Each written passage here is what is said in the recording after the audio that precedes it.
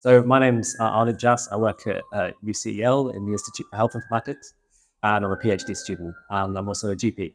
My PhD is on sort of more holistic measures of the impact of infection. So typically when we think about impact, we think about like epidemiological measures, case fatality ratios, incidence, prevalence.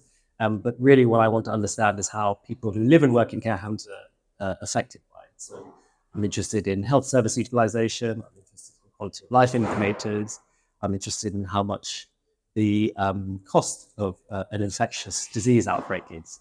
So kind of taking some of our learning from COVID and applying it to all the different infection types that are very common in care homes more generally. Yeah, I think there's a gap in evidence. We know that obviously that the things like the Vivaldi study, for example, showed what can be done with testing and collecting that epidemiological data, but then trying to take our learning forward. We know that there isn't that data being routinely collected. So say, for example, you might know that if an outbreak of norovirus occurred in a hospital, you know how much is lost to bed closures. You wouldn't necessarily know that impact in care homes. And it matters to them because they're small, sometimes independent businesses. And that's one thing to know about. But also just the quality of life. So how does it really affect the residents? We need to know so we can design proportional sort of disease control measures that balances their quality of life and helps to control disease. When an outbreak occurs and it has to be declared, and there'll be isolation and there'll be barrier nursing, and there are also disease control policies in place. I guess where I'm trying to find a solution or the evidence is that these are very medically focused.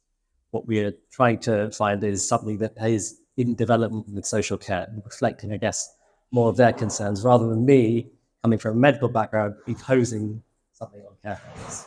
So yeah, definitely there's a public health and a disease control sort of policy environment there, but perhaps a little lacking in placing social care at the heart of that too. I don't think there's many doctors here, and I've heard a lot about how people in social care say, look, medics, the medical profession are doing this to social care, and the voice of social care isn't being represented or heard. And I guess back home, normally we have the Health and Social Care Act. You have this sort of amalgamation of the two, but still very much it's the inferior partner rather than an equal partner. Being able to link all of that data together, I don't think we have a minimum data set in the UK. And again, one of the interesting talks was from the Thatcher group about how they're developing a minimum data set.